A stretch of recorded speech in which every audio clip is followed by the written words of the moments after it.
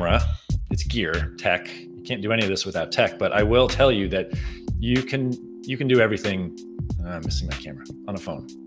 You can get started on YouTube with just a smartphone, without a DSLR like I'm shooting to you now, without a microphone, without a separate light, without rigs and all this stuff. You can get started with your phone. You can edit on your phone and upload on your phone. You can do everything on a phone. And I've heard it said before, the best camera to use, the best camera to have is the one you have with you. Smartphones are so amazing these days that they can shoot 4K video. And you don't need to shoot 4K video, certainly not at the start, to get started on a YouTube channel. If you can do 1080p, great. At a minimum, 720p for a video setting. And any phone in recent years does that.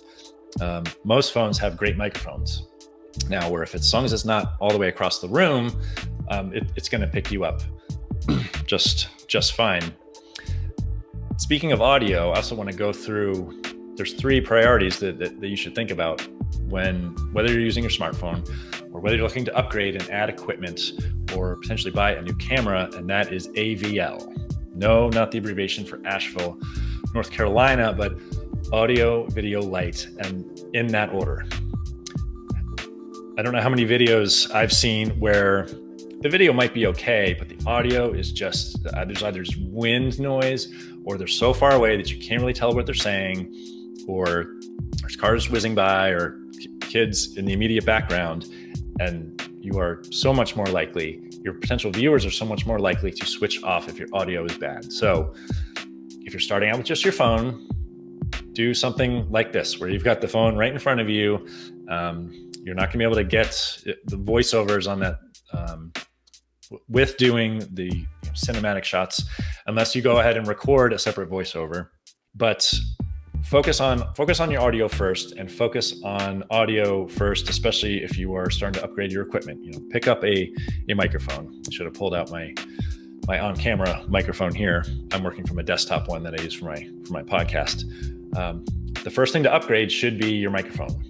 Even before you invest in a camera, or rather think of your microphone as you're investing in a camera, or buy a microphone that's compatible with your smartphone if that's how you're starting. But that's the one thing that will turn a viewer off and turn them away and have them click away is bad audio.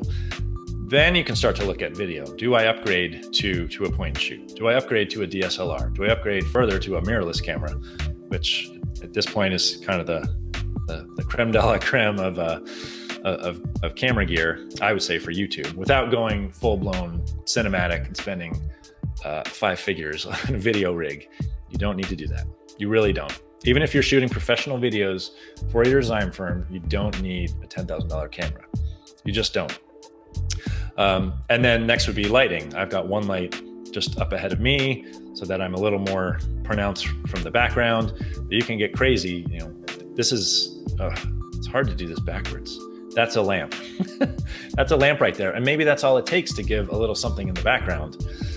Or you've got a colored light over on the other side, red or blue. If you can put a gel on it, or put a gel over your lamp.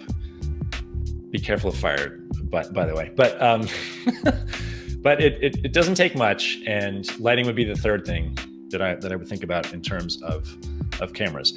Now, a few of them have asked me what cameras do I use, what microphone kit can I use, what editing software do I use, and instead of just spouting out a list from here, I went ahead and built some kits for you, which you're happy to go through. And I will drop a link in the comments as well. Kit.co is a great place. You can find kits from all kinds, even the creators that you love to watch. This is based on my experience and learning from several different video marketers over the years.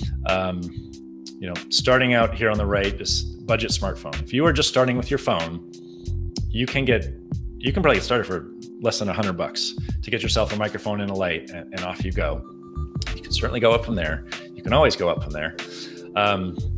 Then more of the pro level down here, they do make clip-on lenses, different filters for smartphones now, and there's a lot of YouTube creators that are strictly using their smartphones. That's all they're using, and they're making this just insane footage.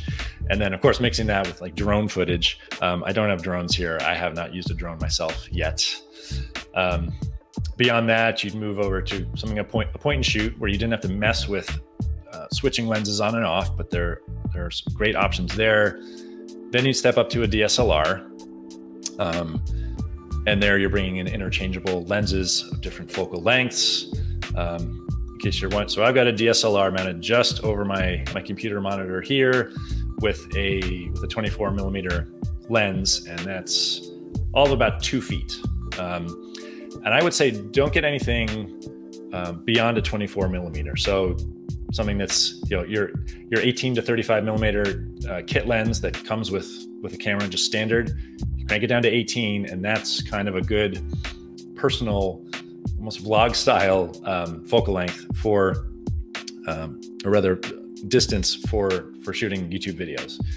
Before you get into all your different B-roll and all your different shots, if you're talking face to camera, talking head videos, that 24, 18, even down to 16, those are the focal lengths or those are the distances that you want to be at. And then obviously beyond that, you can get up into mirrorless, where we're definitely starting to crack the 4-figure mark. And then I've also listed some editing apps. The top 3 of them are free. They're free to use. And let's just touch on it briefly since I'm already here. So for free options, DaVinci Resolve, that's going to be your best bet. To get into editing, to start to layer B-roll and different audio tracks. You can upgrade for $300 and they add a whole bunch of stuff on there, but the free version is all you need. If you are a Mac OS diehard, I'm sort of that way, then iMovie that comes with a darn computer, it's great. Now it doesn't have all the features, again, of layering B-roll and transitioning between things, but it's absolutely enough to get your channel started. Beyond that, you move up to the 2 kind of big boys. Final Cut Pro, which is Mac only, and Adobe Premiere, which is both Mac or either Mac or PC. And so Final Cut's, you're looking at $300 one time, and you've got the software for life with all the upgrades. Adobe, if you're familiar at all with the whole Creative Cloud and Photoshop and Lightroom and all of their range of products. Premiere standalone is $20, $21 a month, but of course you can bundle it and get the whole cloud. Kit.co/Jake Krakowski if you wanted to dig into some of that equipment, whether you're sticking again with your smartphone or whether you're thinking of upgrading as you get into it. Now, of course, if you upgrade your camera, it doubles as a way to document your projects in photography.